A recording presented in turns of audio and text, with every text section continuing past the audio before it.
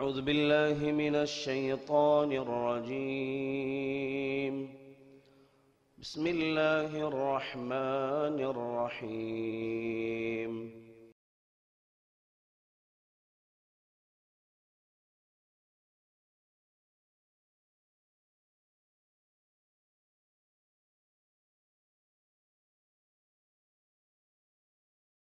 السلام عليكم ورحمة الله وبركاته.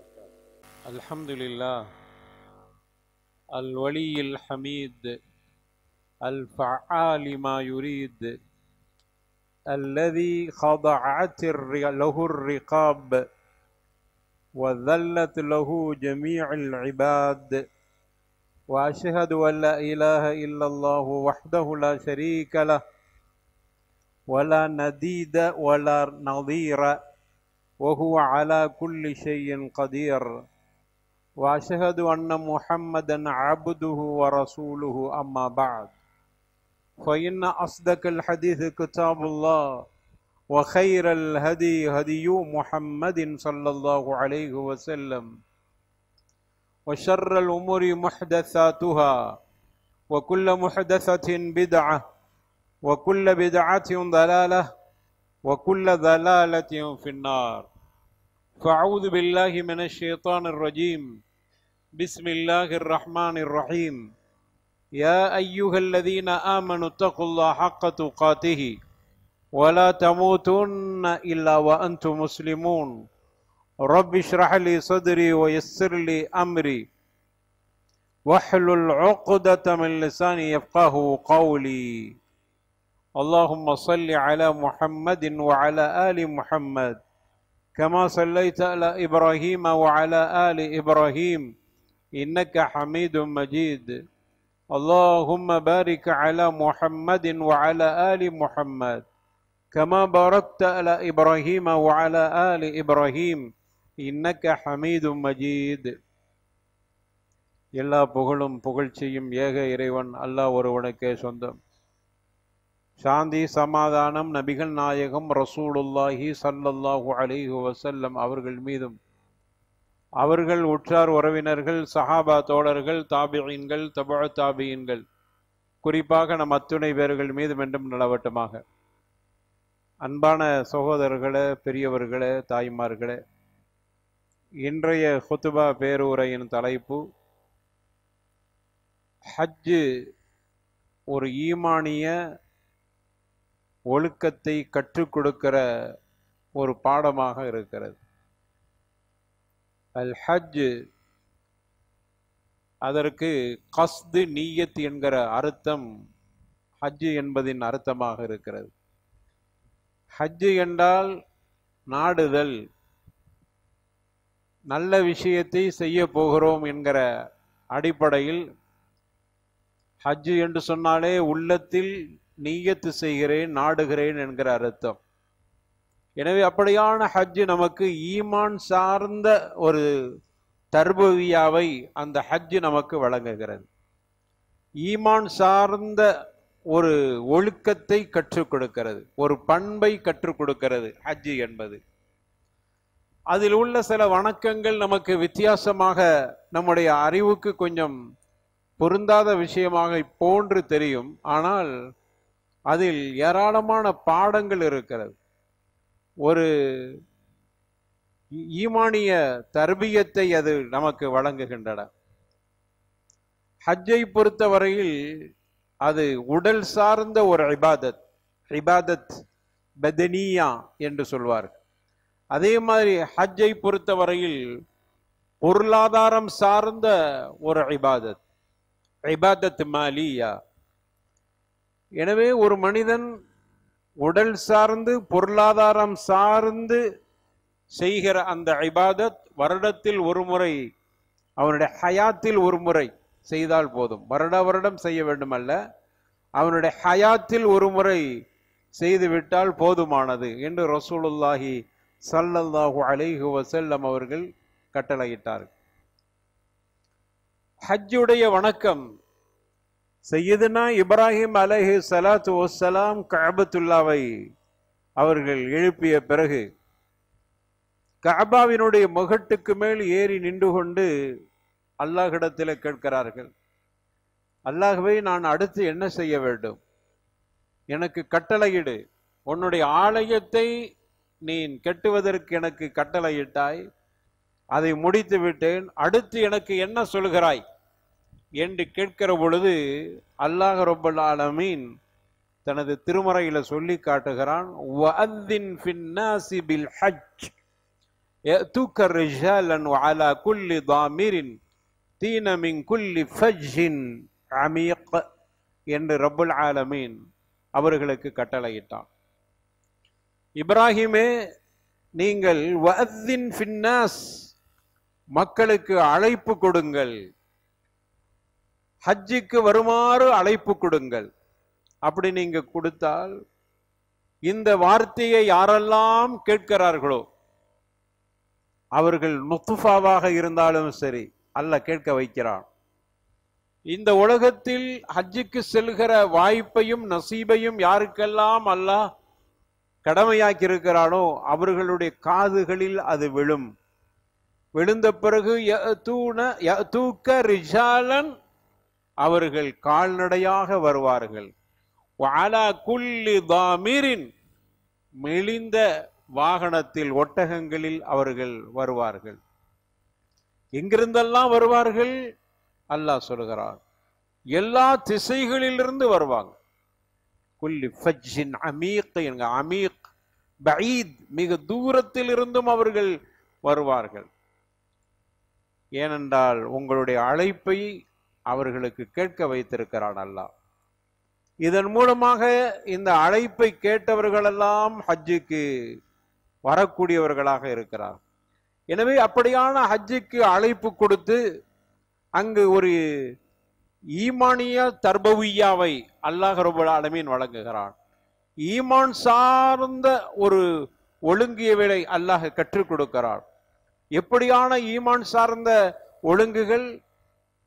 அந்த ஹஜ்ஜுடைய ஒவ்வொரு வணக்கமும் அப்படியான ஒரு ஈமான் சார்ந்ததாகவே இருக்கிறது. முதல்ல இஹ்லாஸ். ஹஜ்ஜு செல்வதற்கு முன்னால் ஹஜ்ஜுக்கென்று நியத்து வைத்திருக்கக்கூடியவர்கள் முதல்ல இஹ்லாஸ். எல்லாருமே நியத்து வைக்கணும். வசதி இருந்தவர்கள் மட்டும்தான் என்பதல்ல. எல்லாரும் ஹஜ்ஜுக்கு போகிறதுக்கு ஆசைப்படுங்க, நியத்து வையுங்க. அந்த நியத்தை அல்லாஹ் கபூல் செய்வான்.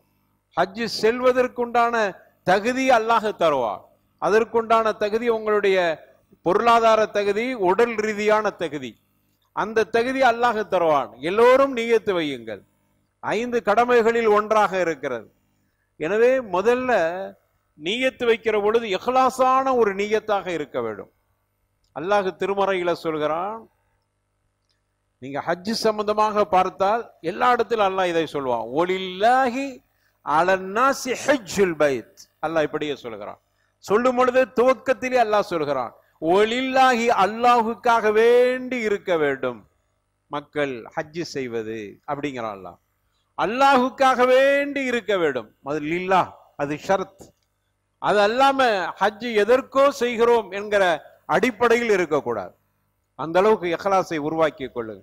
அதே மாதிரி இன்னொரு இடத்துல சொல்கிறான் அல்லாஹ், வஅத்திமுல் ஹஜ்ஜ வல் உம்ரத லில்லாஹ், ஹஜ்ஜையும் உம்ராவையும் நீங்கள் பூர்த்தி செய்யுங்கள், நிறைவேற்றுங்கள், லில்லாஹ், அல்லாஹ்வுக்காக வேண்டி.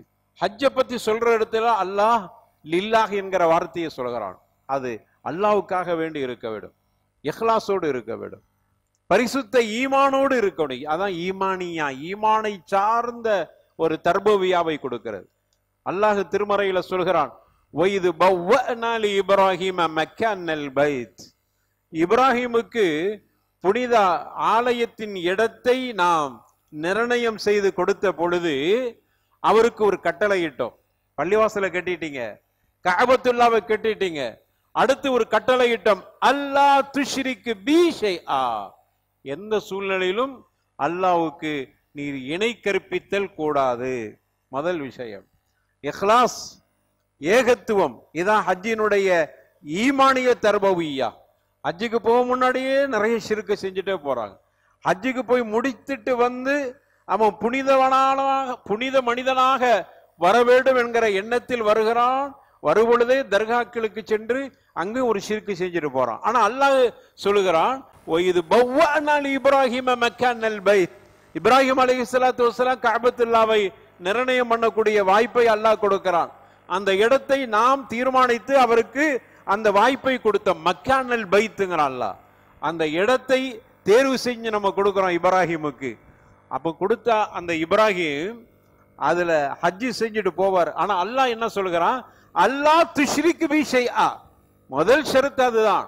இணை கற்பித்தல் என்பது கூடாது, நீங்க இணை கற்பிக்க கூடாது என்று சொல்லிட்டு வத்தஹிர் பைத்திய லித்தாயிஃபீன வல் காயிமீன வருக்கஇ சுஜூத். அல்லாஹ் ரப்பல் மூணு விஷயத்தை சொல்றான். இந்த கஅபத்துல்லாவை தூய்மைப்படுத்த வேண்டும், தூய்மைப்படுத்துவீராக. வத்தஹிர், இப்ராஹிம் அலைஹிஸ்ஸலாத்துக்கு அல்லாஹ் கட்டளை இடுகிறான், நீங்க தூய்மைப்படுத்துங்கள். அறிஞர்கள் விளக்கணத்தை தூய்மைப்படுத்துங்கன்னா சுத்தமா கழுகிறது என்கிற அர்த்தம் மட்டுமல்ல, அங்கு ஷிர்க் வராமல் தூய்மைப்படுத்துங்கள், அதான் அதுக்கு சரியான அர்த்தம். எல்லா தஃசீருடைய அறிஞர்களும் அப்படித்தான் விளக்கம் கொடுத்துங்க. தஹீர் என்றால் தூய்மைப்படுத்துதல் என்று வெளிரங்கமான தூய்மையை சொல்கிறான் என்று புரிந்து விடாதீர்கள், அதுவும் இருக்கிறது. அதை தாண்டி இங்கு ஷிர்க் என்கிற நஜஸ் வரக்கூடாது, ஷிர்க்கை சுமந்து கொண்டு இங்கு வரக்கூடாது. அதை தூய்மைப்படுத்துங்க. யாருக்கெல்லாம் தவாப் செய்யக்கூடியவங்க, ஒல் காயிமீன் தொழக்கூடியவங்க, ஒருக்கை சுஜூத் அதே மாதிரி ருக்கு சுஜூத் செய்யக்கூடியவர்கள். எனவே இவர்களுக்காக வேண்டி இந்த கஅபத்துல்லாவை தூய்மைப்படுத்துங்கன்னு இப்ராஹிம் அலைஹிஸ்ஸலாத்து வஸ்ஸலாம் அவர்களுக்கு அல்லாஹ் ரப்பல் ஆலமீன் கட்டளையிறான். இப்ராஹிமை வெறுமன நீங்க மக்களுக்கு வணங்குவதற்கு இடமாக இந்த கஅபத்துல்லாவை ஆக்கியதாக அல்லாஹ் சொல்லவில்லை, ஷிர்க்குக்கு எதிரான ஒரு ஆலயமாக இது இருக்க வேண்டும் என்று துவக்கத்திலேயே அல்லாஹ் ரப்பல் ஆலமீன் இப்படியான கட்டளை இடுகிறார். எனவே அந்த தர்பியாவை நமக்கு அந்த ஹஜ்ஜுடைய கிரிகைகள் நமக்கு சொல்லி தருக. எனவே தான் ஹாஜிகள் இஹ்ராம் கட்டி நியத்து வைத்த உடனே அங்கு லப்பைக் அல்லாஹும்ம லப்பைக் ஹாஜிகள் சொல்லிட்டே இருக்கணும். லப்பைக் அல்லாஹும்ம லப்பைக் லா ஷரீக லக லப்பைக் இன்னல் ஹம்த வன் நிஅமத லக வல் முல்க் லா ஷரீக லக். அல்லாஹ் ரப்பல் ஆலமீன் அவனிடத்தில் நாங்கள் வந்து விட்டோம். லப்பைக், அந்த இப்ராஹிமுடைய கட்டளையை ஏற்றி நாங்கள் அடிபணிந்து விட்டோம். அதிலிருந்து தான் லப்பை லப்பை என்று வந்தது. ஆரம்ப காலங்களில் அரபுகள் நமக்கு பாடம் நடத்துகிற பொழுது நம்முடைய மக்கள் அவர்களை பார்த்து லப்பைக், இன்னைக்கு கூட அரபுகள்கிட்ட அந்த வார்த்தை இருக்கு. ஷேக்மார்கள் மாணவர்கள் அவர்களை அழைத்தால் லப்பைக் யா ஷேக் என்று சொல்வார். அதுதான் நம்ம ஊர்ல லப்பன்னு போய் அப்புறம் லெப்பன் ஆகி போச்சு. அந்த லப்ப தான் லப்பைக், உங்களுக்கு கட்டுப்பட்டு விட்டேன், வந்து விட்டேன், கட்டளையிடுங்கள், அடிபணிகிறேன் என்கிற இப்படிப்பட்ட அர்த்தத்தை கொடுக்கக்கூடிய வார்த்தை லப்பைக் அல்லாஹும்ம லப்பைக். அங்கேயும் ஷிர்க்குக்கு எதிரான வார்த்தைகளை ஹாஜிகள் சொல்லிக்கொண்டே இருக்க வேண்டும். அல்லாஹ் மட்டுமே வணக்கத்திற்கு தகுதியாவணும், அவனுக்கு இணை கற்பித்தல் கிடையாது, கூடாது என்கிற வார்த்தைகளை சொல்லிக்கொண்டே இருக்கிறோம். தவாஃப் செய்த பிறகு தவாஃபுடைய தொழுகை என்று 2 ரக்அத் தொழுகிறோம். அதுல கூட குல்யாயுல் காஃபிரூன் முதல் ரக்அத்துல, அடுத்தது குல் ஹுவல்லாஹு அஹத், அங்கும் இஹ்லாஸ் சம்பந்தப்பட்ட, அங்கும் தௌஹீதுக்கு சம்பந்தப்பட்ட வசனமும் ஷிர்க்குக்கு எதிரான வசனமும் இரண்டுமே அப்படியான வசனங்கள் ஓதப்படுகிறது. முதல் விஷயம் நாம் புரிந்து கொள்ள வேண்டும், ஹாஜிகள் ஹஜ்ஜுக்கு செல்கிற பொழுது இணை கற்பித்தல் என்கிற சிறிய அளவு சாயல் கூட இருக்கக்கூடாது. அத்துணை தூய்மைப்படுத்தி விட்டு தான் செல்ல வேண்டும். ஆனால் இன்று ஹஜ்ஜுக்கு செல்லக்கூடியவர்கள் செய்கிற இணை கற்பித்தல் காரியம் என்பது ஏராளம் இருக்கிறது. ஒரு தர்கா பாக்கி விடுறது இல்லை, எல்லா தர்காக்கள்லையும் போய் ஜியாரத் என்கிற பேர்ல. ஜியாரத்துக்கு எதிரானவர்கள் அல்ல, தப்பா புரிஞ்சுக்கிறாதீங்க. ஜியாரத் என்பது இருக்கிறது சுன்னா.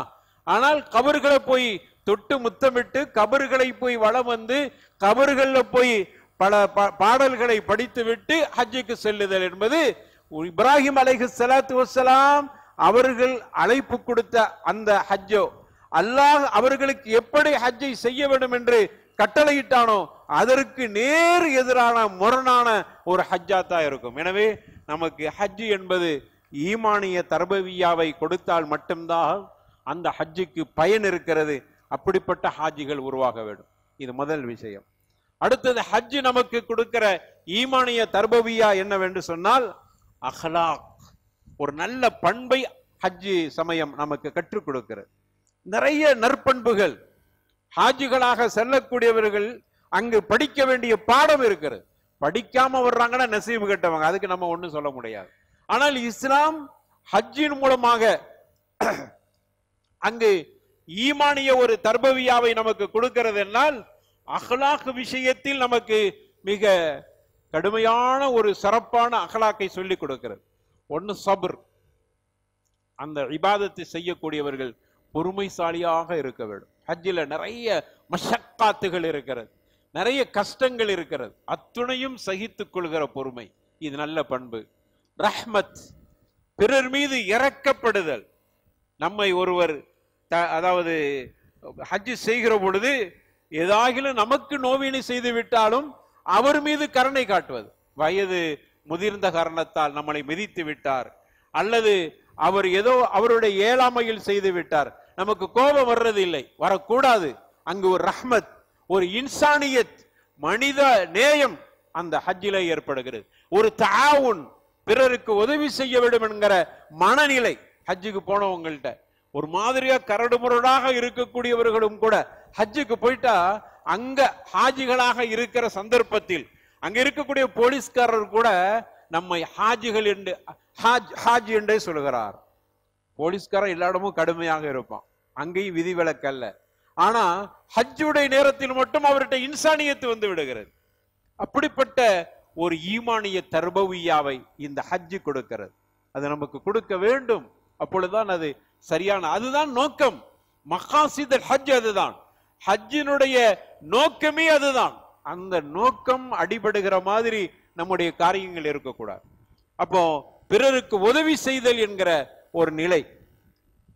அதே போன்று தப்பான வார்த்தைகள் பேசுதல் கூடாது. அல்லாஹ் குர்ஆன்ல சொல்றான், வமன் ஃபரத ஃபீஹின்னல் ஹஜ்ஜ ஃபலா ரஃபஸ வலா ஃபுசூக வலா ஜிதால. அல்லாஹ் ரப்பல் ஆலமீன் சொல்றான், வலா ஃபலா ரஃபஸு அப்படினு சொல்லல, ரஃபஸ அதுல இலக்கணத்தில் ஒரு அர்த்தம் இருக்கிறது. லா ரஃபஸ், ஃபலா ரஃபஸனா லா ரஃபஸ, அர்த்தம் என்னவென்று சொன்னால் எந்த விதத்திலும் தாம்பத்திய உறவு அறவே கூடாது என்கிற ஒரு அர்த்தத்தை அந்த லா அப்படிங்கக்கூடிய அந்த அதாவது அதற்கு ரஃபஸா என்று சொல்வதனால் அந்த அர்த்தத்தை கொடுக்கிறது. நஃபீல் ஜின்ஸ் என்று சொல்வார்கள் இலக்கணத்துல. அதே மாதிரி அல்லாஹ் வலா ஃபுசூகா, எந்த சந்தர்ப்பத்திலும் பாவமான தீய காரியங்கள் நடக்கக்கூடாது என்பதல்ல, நடக்கவே கூடாது என்கிற அர்த்தத்தை வலா ஃபுசூகா என்று சொல்வதால் அதற்கு அந்த அர்த்தம் இருக்கிறது. வலா ஜிதாலு இல்ல, வலா ஜிதால என்று சொல்வதால் அங்கு தர்க்கம் என்பதே கூடவே கூடாது, தர்க்கமே புரியக்கூடாது. எந்த வகையிலும் சரி அங்க போயிட்டு விவாதம் செய்து கொண்டு இருத்தல் கூடவே கூடாது என்கிற இப்படிப்பட்ட ஒரு ஆழமான அர்த்தத்தை கொடுக்கிற வார்த்தை அல்ல ஃபலா ரஃபஸ வலா ஃபுஸூக வலா ஜிதால என்று ரப்பல் ஆலமீன் தனது திருமறையிலே சொல்லி காட்டுகிறானா. இதுதான் மிக சிறந்த பண்பு. இந்த பண்பை கடைபிடி, அங்கு போய் பாவமான காரியத்தை ஈடுபட்டு விடாது. அப்படியானால் ஹஜ்ஜில் என்ன செய்ய வேண்டும்?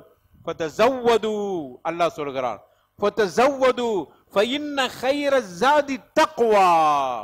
தயாராகுங்கள், ஹஜ்ஜுக்கு போவதற்கு நீங்க தயாராகணும். எப்படியான தயாரிப்பு என்றால் பல தயாரிப்புகள் இருக்கிறது. பொருளாதார தயாரிப்பு, அது மாதிரி செல்லக்கூடிய விஷயங்கள்ல ஏற்படுகிற தயாரிப்பு. இந்த தயாரிப்புகளில் சிறந்த தயாரிப்பு என்ன தெரியுமா? அது மட்டும் தான் நம்ம விட்டுறோம். தக்வா, ஜாதி தக்வா.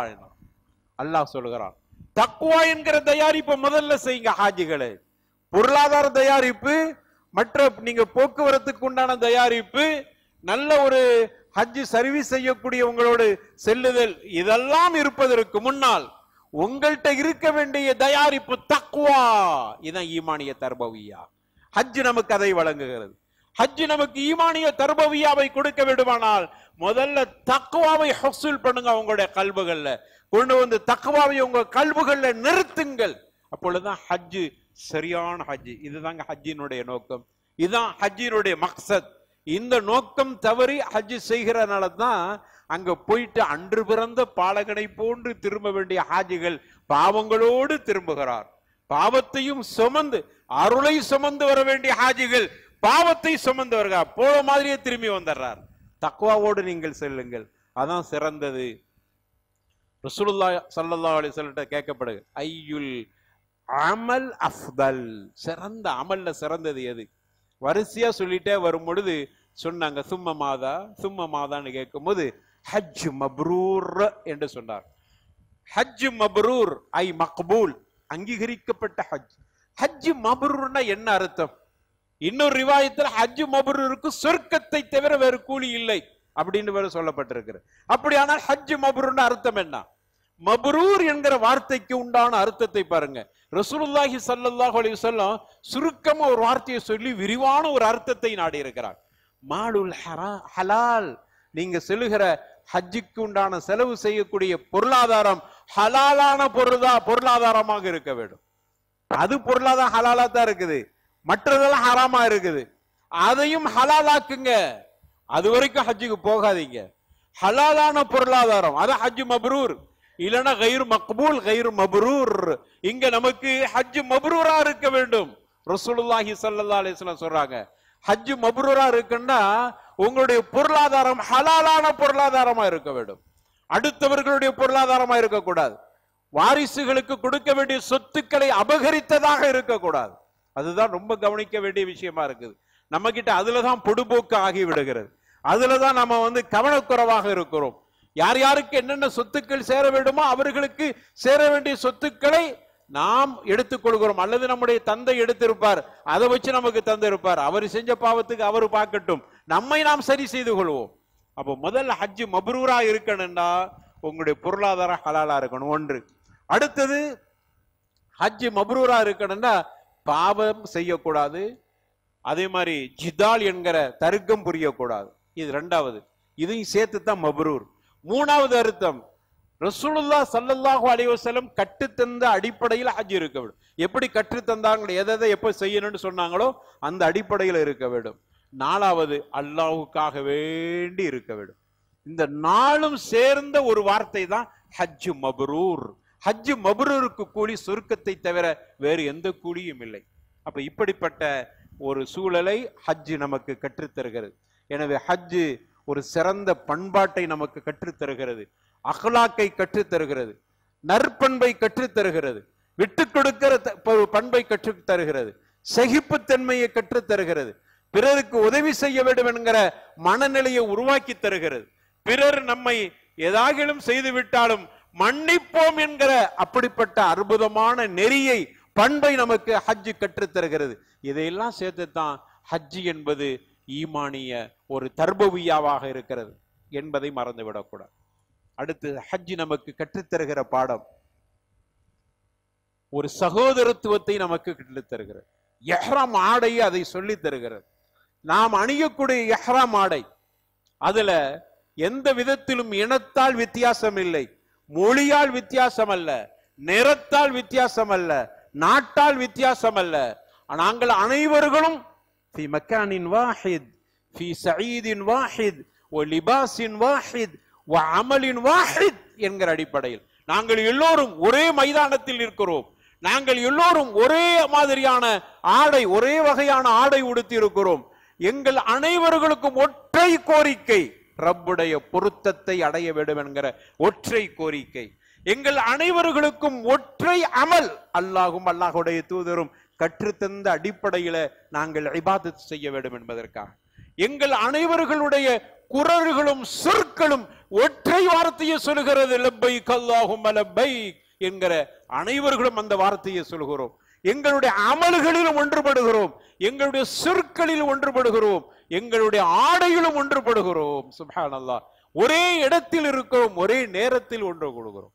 இப்படிப்பட்ட ஒரு சகோதரத்துவத்தை அந்த எஹ்ராம் ஆடை நமக்கு கொடுக்கிறது. அந்த ஹஜ்ஜுடைய காரியங்கள் நமக்கு சொல்லி தருகிறது. எனவே நமக்கு மத்தியில் எந்த விதத்திலும் பாகுபாடு, வேறுபாடு என்பது கிடையாது. நிறத்தாலோ, மொழியாலோ, இனத்தாலோ, எந்த சூழலிலும் பொருளாதாரத்தாலோ எங்களுக்கு வித்தியாசம் அல்ல. இன்ன அபாக்கும் வாஹித், அல்லாஹ்வுடைய தூதர் சொன்னாங்க. இன்ன இலாஹுக்கும் வாஹித், உங்களுடைய ரப் ஒருவன். இன்ன அபாக்கும் வாஹித், உங்களுடைய தந்தையும் ஒருவர் தான், மறந்து விடாதீர்கள். அந்த ஆண் பெண்ணின் மூலமாக ஒரு தாயும் தந்தைக்குத்தான் நாம் எல்லோரும் வந்திருக்கிறோம் என்கிற மனநிலையை வெறுமன சொல்லாக சொல்லிக் கொண்டிருந்தோம். ஹஜ்ஜிக்கு வருகிற பொழுது ஆடையால் நிறத்தால் அங்கு மாறுபட்டிருந்த நிறத்தால் மாறுபட்டு மொழியால் மாறுபட்டு நாட்டால் மாறுபட்டிருந்த நாம் அனைவர்களும் ஆடைகளால் ஒன்றிணைந்து விட்டோம். நம்ம என்ன சொல்கிறோம்? எங்களுடைய ரப்ப ஒருவன், அதே மாதிரி எங்களுடைய தந்தையும் ஒருவன். எனவே நாங்கள் அனைவர்களும் சமம், எங்களுக்கு மத்தியில் எந்த வித்தியாசமும் இல்லை, குலத்தால் இனத்தால் என்கிற பெருமை என்பது கிடையாது என்று சொல்லிவிட்டு ஹஜ்ஜை செஞ்சுட்டு ஊருக்கு வந்த உடனே குலம் பார்த்து கோத்திரம் பார்த்து பெருமை அடிக்கிற இப்படிப்பட்ட பண்பு இருந்தா ஜாகிலியத்து ஹஜ்ஜை தவிர வேறு என்ன ஹஜ் இருக்க முடியும்? கொஞ்சம் கடுமையா தான் இருக்கு வார்த்தை, ஆனா அது ஜாகிலியத்து ஹஜ் தானே. அவர் அல்ஹாஜி ஜாகிலியா அப்படிதான் சொல்லணும். அல்ஹாஜி ஜாகிலியத்தில் இருக்கிறார். ஏனென்றால் அவர் இனம் பார்க்கிறார், குலம் பார்க்கிறார். எப்படிப்பா இனம் குலம் எல்லாம் வித்தியாசப்பட்டுச்சு? நான் இந்த ஊரு, நான் இந்த தேசம், அதனால் எனக்கு வித்தியாசம் இருக்கிறது, இந்த குடும்பம், அதனால் நான் பெருமை அடைந்து விட்டேன் என்று சொல்ல முடியுமா? அது இல்லைன்னு சொல்லித்தானே ஹஜ்ஜுக்கு போயிட்டு வந்தோம். அதை மீண்டும் ஹஜ்ஜுக்கு போயிட்டு வந்த பிறகும் அதை நிரூபிக்கிறோம் என்றால் அது எப்படி ஹஜ் இஸ்லாமியா இருக்கும்? அது ஜாகிலியத்தான ஹஜ். அது ஈமானிய தர்பியாவை எப்படி கொடுத்திருக்கும்? அது ஜாகிலியத்து தர்பியாவை தான் கொடுத்திருக்கும். எனவே நம்முடைய ஹஜ் ஈமானிய தர்பியத்து இருக்க வேண்டும் என்பது இதன் மூலமாக நிரூபிக்கப்படுகிறது. எனவே தான் ரசூலுல்லாஹ் சொன்னாங்க, லா ஃபாதுல, எந்த சிறப்பும் கிடையாது. அதுலயும் சொல்றாங்க லா ஃபாதுல, எந்த சிறப்பும் கிடையாது. இலக்கண ரீதியாகவும் ரசூலுல்லாஹி ஸல்லல்லாஹு அலைஹி வஸல்லம் வலியுறுத்தி காட்டுறாங்க, எந்தவித சிறப்பும் கிடையாது, சிறப்பு கிடையவே கிடையாது என்கிற அழுத்தத்தை கொடுக்கிற ஒரு வார்த்தை. ஏனென்றால் நீ அரபியாக இருந்தாலும் அரபி அல்லாதவனாக இருந்தாலும் இவர்களுக்கு மத்தியில் எந்த சிறப்பும் கிடையாது. நீ வெண்மையாக சிவந்தவனாக இருந்தாலும் கருத்தவனாக இருந்தாலும் உங்களுக்கு மத்தியில் எந்தவித சிறப்பும் இல்லை. தக்வாதான் சிறப்பை முடிவு செய்கிறது என்பதை ரசூலுல்லாஹி ஸல்லல்லாஹு அலைஹி வஸல்லம் ஹஜ்ஜிலே சொல்லி காட்டினார். இந்த ஈமானிய தர்பவியாவை நமக்கு ஹஜ் கொடுக்கிறது. இஹ்ராம் ஆடை அதை நிரூபித்து காட்டுகிறது. அதே மாதிரி இஹ்ராம் நமக்கு கொடுக்கிற இன்னொரு பாடம் கஃபன். அனைவர்களும் மரணித்த பிறகு எனக்கு இப்படியான ஒரு நிறத்தில் தான் கஃபன் ஆடை போடப்படும் என்கிற இப்படிப்பட்ட மறுமை சிந்தனையையும் அந்த இஹ்ராம் ஆடை நமக்கு கொடுக்கிறது. அப்படி எல்லோரும் ஒரே மைதானத்தில் நிறுத்தப்படுகிற மஹ்ஷர், அந்த மஹ்ஷர்ல அல்லாஹ் கேட்பான், லிமனில் முல்குல் யௌம லில்லாஹ் அல் வாஹிதுல் கஹ்ஹார். ரப்புல் ஆலமீன் கேட்கிறான், அத்துணை பேர்களையும் நிறுத்தி கொண்டு கேட்கிறான், இன்றைய நாளில் ஆட்சி அதிகாரம் யாருக்கு சொந்தம் என்று கேட்கிறான். எல்லா மலிக்குகளும் நிற்கிறார்கள், எல்லா அரசர்களும் உலகத்தில் இதுவரைக்கும் ஆண்டு வந்த கியாமத்து வரைக்கும் ஆண்டு வந்த அத்துணை மலிக்குகளும் அரசர்களும் நிப்பாட்டப்பட்டிருக்கிற பொழுது அல்லாஹ் கேட்கிறான், லிமனில் முல்குல் யௌம், இன்றைய நாள் யாருடைய அரசாட்சி? லில்லாஹ். யாரும் பதில் சொல்ல முடியாது, யாரும் பதில் சொல்ல மாட்டார்கள். சப்தங்கள் எல்லாம் ஒடுங்கிவிடும். அல்லாஹ் ரப்பல் ஆலமீன் சொல்கிறான், அல்லாஹ்வை பதில் சொல்கிறான், நீங்க யாரும் பதில் சொல்ல மாட்டீங்க, நான் சொல்றேன் லில்லாஹ் அல் வாஹித் அல் கஹ்ஹார் என்று ரப்பல் ஆலமீன் பதில் சொல்கிறான். தனது திருமறையில் அல்லாஹ் சொல்லி காட்டுகிறான் 40வது அத்தியாயத்தில். எனவே இன்றைய நாளில் அந்த ஒருவன் அல்லாஹ் அடக்கி ஆளுகிற அப்படிப்பட்ட ஆற்றல் மிக்கவன் அவன்தான் என்கிற அந்த வார்த்தையை அந்த ஹஜ்ஜுடைய நேரத்தில் அனைவர்களும் ஒரு இடத்தில் ஒரே மைதானத்தில் இருக்கிற பொழுது நமக்கு அப்படிப்பட்ட சிந்தனையை உருவாக்குகிறது. அரஃபா மைதானம் சாதாரணமான படிப்பினை அல்ல. அரஃபா மைதானம் நமக்கு நெருக்கடியான மைதானம். சென்றவர்கள் பார்த்திருப்பார். ரொம்ப தாகம் எடுக்கிற ஒரு நிலை, வெப்பம் தாக்குற ஒரு நிலை, நெருக்கடியான நிலை. சர்வீஸ்ல கூட்டிட்டு போவோம், பொய் சொல்லி கூட்டிட்டு போய் அங்க போய் தண்ணியும் இருக்காது ஒண்ணும் இருக்கு, அந்த மாதிரியான ஒரு நிலை, அதிலும் மாட்டிக்கொள்வோம். இப்படியான ஒரு நெருக்கடியான இடத்தில் இருக்கிற அந்த சந்தர்ப்பத்தில் அல்லாஹு அக்பர் வலில்லாஹில் ஹம்து, அல்லாஹ் ரப்பல் ஆலமீன் மலக்குகளை பார்த்து சொல்கிறான், பாருங்கள் என்னுடைய அடியார்களை பாருங்கள். அப்படியான சந்தர்ப்பத்தை நினைத்து பார்க்க வேண்டும். அரஃபாவுடைய நேரத்திலே அங்கு இவ்வளவு பெரிய நெருக்கடிக்கு மத்தியில் ஹாஜிகளுக்கு ஒரு மகிழ்ச்சி. என்ன மகிழ்ச்சி தெரியுமா? அல்லாஹ் மலக்கை பார்த்து சொல்றான், மலக்குகளை பாருங்கள், என்னுடைய அடியார்களை பாருங்கள். எல்லா மலக்குகளும் பார்க்கிறாங்க, ஆச்சரியத்தோடு பார்க்கிறாங்க. சொல்றான் அல்லாஹ், எப்படியாக என்னுடைய அடியார்கள் வந்திருக்கிறார்கள்? பரட்டை தலையாக வந்திருக்கிறார்கள். அவர்கள் மினாவுல தங்கிட்டு அரஃபாவுக்கு வருகிற பொழுது பெரிய அளவுல குளிக்க முடியாது, எண்ணெய் தேய்க்க முடியாது, ஒரு பரட்ட தலையே ஒரு மாதிரியா இருக்கும். அப்படியான நிலையில் புழுதி அடைந்தவர்களாக, வேர்வை, வாடை, அந்த தூசி இதெல்லாம் சேர்ந்து, அது மட்டும் இல்லாம இந்த ஹஜ் சர்வீஸுக்கு கூட்டிட்டு போன டிராவல்ஸ்காரன் பண்ண அநியாயம் அனைத்தையும் சேர்த்து வெம்பி இருக்கிற அந்த சந்தர்ப்பத்தில் மலக்குகளை பாருங்கள் என்னுடைய அடியார்களே, என்று அல்லாஹ் ரப்பல் ஆலமீன் பாராட்டு தெரிவிக்கிறான். இப்படிப்பட்ட மகிழ்ச்சி காட்சிகளும் அரஃபாவுடைய மைதானத்தில் நடைபெறுகிறது. இதையெல்லாம் சிந்திக்க வேண்டும். ஹஜ்ஜுக்கு போறவங்க அவங்களுடைய சிந்தனையே வேற மாதிரி ஆகிவிடுகிறது. தயவு செய்து அப்படியான எண்ணத்தில் ஹஜ்ஜு செல்லக்கூடாது.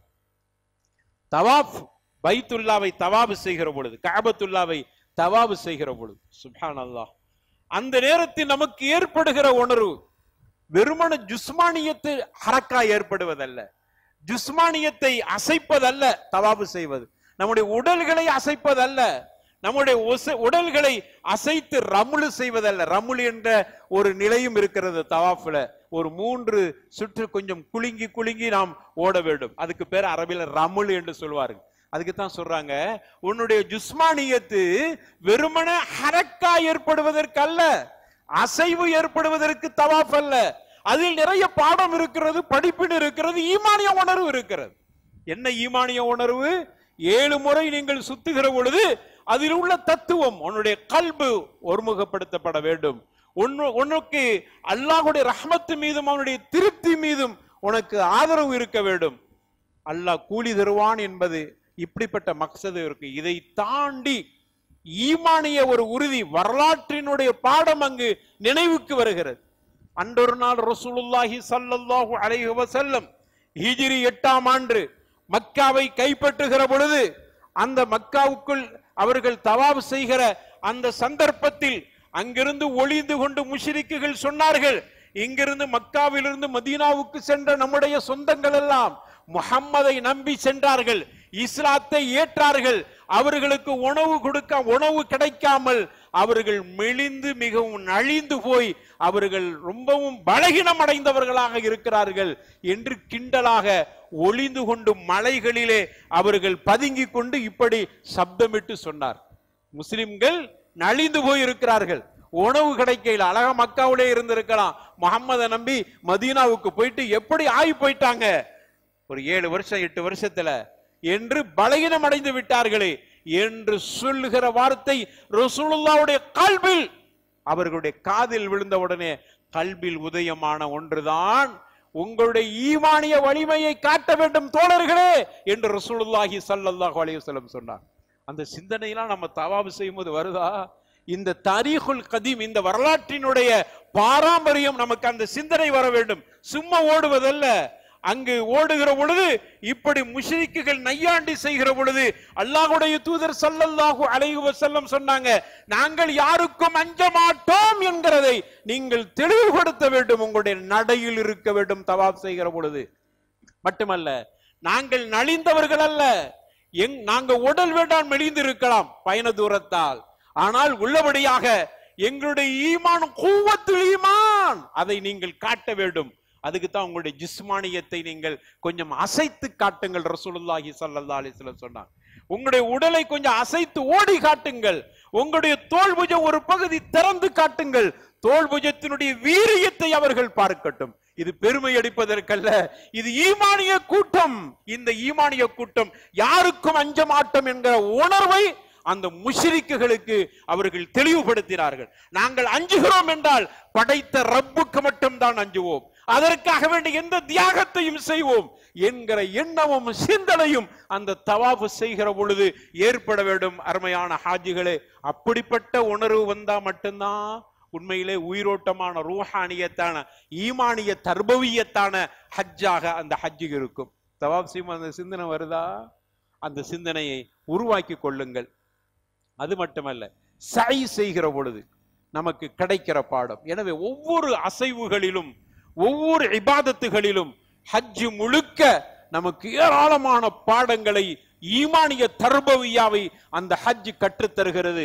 இத்துணை லட்சங்களை கொட்டிவிட்டு நாம் திரும்பி வருகிற பொழுது ஈமானிய லட்சியத்தோடு வந்தால்தான் நாம் செலவழித்த லட்சங்களுக்கு அர்த்தம் இருக்கிறது. ஆனால் அப்படிப்பட்ட எண்ணத்தில் தான் நம்ம செல்கிறோமா என்பதை ஒரு கணம் முஹாசபா செய்யக்கூடிய ஒரு ஹுத்பாவாக இதை ஆக்கிக் கொள்வோம். ரப்பல் ஆலமீன் நமக்கு அப்படிப்பட்ட ஈமானிய தர்பவியா தருகிற ஹஜ்ஜுகளாக எல்லா மக்களுக்கும் அந்த பாக்கியத்தை ரப்பல் ஆலமீன் தர வேண்டும் என்று துஆ செய்து கொள்வோம். ஆகிர் தஅவானா அனில் ஹம்துலில்லாஹி ரப்பில் ஆலமீன். அல்ஹம்துலில்லாஹ் வஸ்ஸலாத்து வஸ்ஸலாமு அலா ரசூலில்லாஹ் வ அலா ஆலிஹி ஹிஸ்பில்லாஹ் வ ஸஹாபிஹி ஜுந்தில்லாஹ் மா பஅத். فأعوذ بالله من الشيطان الرجيم. بسم الله الرحمن الرحيم. يا أيها الذين آمنوا اتقوا الله حق تقاته ولا تموتن إلا وأنتم مسلمون. அன்பான சகோதரர்களே, தவாஃபுக்கு பிறகு 2 ரக்காத்துக்கள் தவாஃபுடைய தொழுகையை தொழுதுவிட்டு ஹாஜிகள் ஜம்சம் நீரை முடிந்த அளவுக்கு குடித்துவிட்டு வசதிப்பட்டால் ஹஜருல் அஸ்வதையும் அவர்கள் முத்தமிட்டு விட்டு அதற்கு பிறகு சை செய்வதற்காக வேண்டி செல்வார்.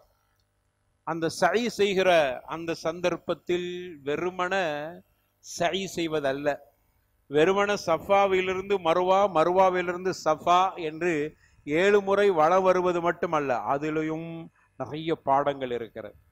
அதில் நமக்கு என்ன பாடம் என்றால், நாம் தேடுகிற நமக்கு தேவையானதை நாம் தேடுகிறோம்.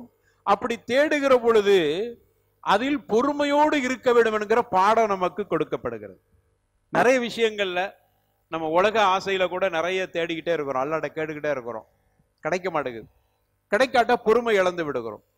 சாதாரணமா உலக வாழ்க்கையில் எதையாவது தேடுறோம், நமக்கு கிடைக்கலன்னா பொறுமை இழந்துடுறோம். அங்க போய் அந்த பாடத்தை படித்து விட்டு வர வேண்டும். இல்லை, நான் தேடியதில் என்னுடைய தேட்டம் தொடர்ந்து கொண்டே இருக்க வேண்டும். அதை பூர்த்தி செய்யறது ரப்பிடத்தில் இருக்கிறது. அதுக்காக நான் பொறுமை இழந்து விடக்கூடாது. அப்படிங்கிற பாடத்தை அந்த சை என்கிற அந்த இபாதத்தை நமக்கு கற்றுத்தருகிறது.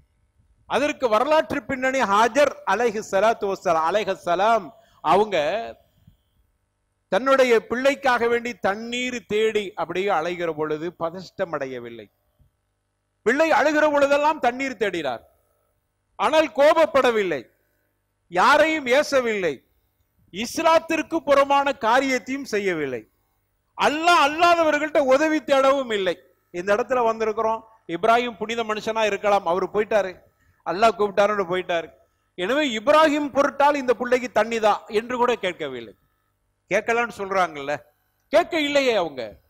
அல்லது இதுக்கு முன்னாடி வாழ்ந்த நபிமார்களுடைய பொருட்டால் தண்ணி தான் என்று கேட்கவில்லை, தேடினார்கள் தண்ணியை. விடாமுயற்சி, சை. அதற்கு பேர் என்ன தெரியுமா? சை. சைக்கு உண்மையான அர்த்தம் என்னன்னா முயற்சின்னு அர்த்தம். நம்ம தொங்கோட்டங்கிறோம்ல, அதனுடைய செயலை சொல்கிறோம். உண்மையிலே சைக்கு அர்த்தம் அது தொங்கோட்டம் அர்த்தம் அல்ல, முயற்சின்னு அர்த்தம். முயற்சி செஞ்சாங்க, முயற்சியில் பின்வாங்கவில்லை. ஒரு தடவை மலைக்கு மேல ஏறிட்டு அதுக்கு பிறகு இறங்கி 2வது தடவை மேல போயிட்டு, உலமாக்கள்கிட்ட ஒரு சின்ன இஹ்திலாஃபும் இருக்கிறது. சஃபாவிலிருந்து மீண்டும் சஃபா ஒரு சுற்று அப்படிங்கிற ஒரு கருத்தும் இருக்கிறது. சஃபாவிலிருந்து மருவா ஒரு சுற்று, மருவாவிலிருந்து சஃபா 2வது சுற்று. இதான் நம்ம செய்யறோம், இதான் நடைமுறை, இதான் சஹீஹ். ஆனா இப்படி ஒரு கருத்தும் இருக்கிறது. ஒரு நாள் சஃபா டு சஃபா ஒன்று. எப்படி மகாம் இப்ராஹிம், அதாவது ஹஜருல் அஸ்வதிலிருந்து மீண்டும் ஹஜருல் அஸ்வத் வரும்போது தானே ஒரு தவாஃபு, அதே மாதிரி சஃபாவிலிருந்து மீண்டும் சஃபா தான் ஒன்று அப்படிங்கிற ஒரு கருத்தும் இருக்கிறது. ஆனா அந்த கருத்து சரியான கருத்து அல்ல. ஒரு கால் இவங்க அதே மாதிரி தேடி இருந்தால், இங்க இருந்து அங்க ஓடுறாங்க, அங்க இருந்து இங்க ஓடுறாங்க, எத்தனை சுற்று? 14 சுற்று அல்லது 7 சுற்று. அவங்க பொறுமை இழக்கையில முயற்சி, சை, முயற்சி செஞ்சாங்க. மலைக்கு மேலே ஏறி அப்படியே பாக்குறாங்க, அதுக்கு பிறகு போய் பாக்குறாங்க. ஒரு தடவை பார்ப்போம், 2 தடவை பார்ப்போம், அதான் கிடைக்கலையே, அதோட நம்ம வேற விஷயத்துக்கு இறங்கிறோம். இல்ல, மீண்டும் மீண்டும் பாக்குறாங்க, முயற்சி செய்யறாங்க, அல்லாஹ் கிட்ட உதவி தேடுறாங்க. வெறுமன தேட்ட மட்டுமல்ல, என்னுடைய முயற்சி மட்டும் என்பதல்ல, என்னுடைய ரப்பு எனக்கு தர வேண்டும் அப்படிங்கிற நம்பிக்கையும் இருக்கிறது. ரப்பை சார்ந்து அந்த நம்பிக்கை இருக்கிறது. ஆனால் அவர்களுடைய முயற்சியும் இருக்கிறது. அல்லாஹ் தருவான்னு ஒரு மூலையில உட்கார்ந்து அழுதுகிட்டு இருக்கல, பிள்ளைக்கு தண்ணீர் இல்லையே, இப்படி வாப்பாக்காரர் விட்டுட்டு போயிட்டாரு, இவர் பாலைவனமாக இருக்கிறது, தண்ணீரும் இல்ல பேரிச்சம்பழமும் இல்லையே அப்படின்னு மூலையில உட்கார்ந்து அழுதுகிட்டு அல்லாட்ட கேட்க இல்ல, முயற்சி செஞ்சாங்க, அல்லாட்ட கேட்டான். இது நமக்கு பெரிய பாடம். முயற்சி உங்களிடத்தில் இருக்கிறது. அஸ்ஸயு மின்னா வல் இத்மாமு மினல்லாஹ். முயற்சி உங்களிடத்தில், ரப்பு அதை பூர்த்தி செய்கிறான். முயற்சி செய், அல்லாட்ட தவக்குல் வை, தலபு இருக்கட்டும், ரப்பு கிட்ட கேளு, தவக்குல் வை. உமைய தவக்கல் அலல்லாஹ் ஃபஹுவ ஹஸ்புஹு. அல்லாஹ் மீது யார் தவக்கல் வச்சிட்டாங்களோ அல்லாஹ் அவனுக்கு போதுமானவனா இருக்கிறான் என்கிற பாடத்தை இந்த சை நமக்கு கொடுக்கிறது. எனவே அருமையானவர்களே, அதன் மூலமாக நமக்கு என்ன தெரிகிறது என்றால், பொறுமை, தவக்குல், குவத்துல்லாஹ், அல்லாஹ்வுடைய ஆற்றல், அல்லாஹ் நாடினால் குன் ஃபயகுன். அல்லாஹ் நம்பி இருந்தால் பாலைவனத்திலும் கூட தண்ணீரை கொடுக்க முடியும் என்கிற ஒரு அஜாயிபை ரப்பு ஏற்படுத்துவான். குன் என்றால் ஃபயகுனு. அது எப்படிங்க, பாலைவனத்துல போய் தண்ணியை தேடி எப்படி தண்ணி கிடைக்கும் என்கிற அந்த சிந்தனைக்கு அவர்கள் செல்லவில்லை, செல்ல மாட்டார்கள். அல்லாஹ்வுடைய குவத்து விஷயத்தில் என்னுடைய அறிவுக்கு அங்கு வேலை இல்லை என்பதை அந்த பெண்மணி நிரூபித்து காட்டினார். அல்லாஹ்வுடைய குவத்து விஷயம், அல்லாஹ்வுடைய இராதத்து விஷயம், அல்லாஹ்வுடைய நாட்டம் சம்பந்தப்பட்டது. அதில் என்னுடைய அறிவை நான் திணித்தால் இந்த இடத்தில் தண்ணீர் கிடைக்கவே கிடைக்காது. இந்த இடத்தில் என்னுடைய அறிவுக்கு வேலை இல்லை. அல்லாஹ்வுடைய குத்ரத், அல்லாஹ் நாடிவிட்டால் ஃபயகுன், அது நடந்தே தீரும், அல்லாஹ் தண்ணி தருவான் என்கிற நம்பிக்கையோடு தேடினார்கள், முயற்சி செய்தார்கள், ஓடினார்கள். இங்கிருந்து அங்கு, அங்கிருந்து இங்கு என்று ஓடி தலபும் அல்லாஹ் கிட்ட வைத்தார்கள். அல்லாஹ் அவருடைய தவக்குலை ஏற்றுக்கொண்டான், அவருடைய பொறுமையை அல்லாஹ் அங்கீகரித்தான், அவருடைய நியத்தை அல்லாஹ் பரிபூரணப்படுத்தினான். அவர்களுக்கு ஒரு அஜாயிபான ஒரு நிலையை ஏற்படுத்தி ஜம்சம் நீரை அல்லாஹ் கொடுத்தான். எனவே இந்த பாடம் சை செய்கிற பொழுது நமக்கு வர வேண்டும். அதையும் போன்று இப்படி எல்லா வகையான நிறைய விஷயங்கள் இருக்கிறது. நம்முடைய ஜும்மாவுடைய நேரம் அதை கடந்து செல்கிற காரணத்தால் இந்த மாதிரியான பாடத்தை புரிந்து ஹஜ்ஜுக்கு செல்கிற பொழுது அந்த ஹஜ் உயிரோட்டம் உள்ளதாக இருக்கும். அதில் ஏற்படுற கஷ்டங்களை சகித்துக் கொள்கிற பக்குவம் நமக்கு ஏற்பட்டுவிடும். அப்படிப்பட்ட நல்ல ஒரு கூட்டத்தை ரப்பல் ஆலமீன் நாம் அனைவரையும் சேர்த்தல்வானாவா. அல்ஹம்துலில்லாஹி ரப்பில் ஆலமீன். வலதிக்ருல்லாஹி அக்பர்.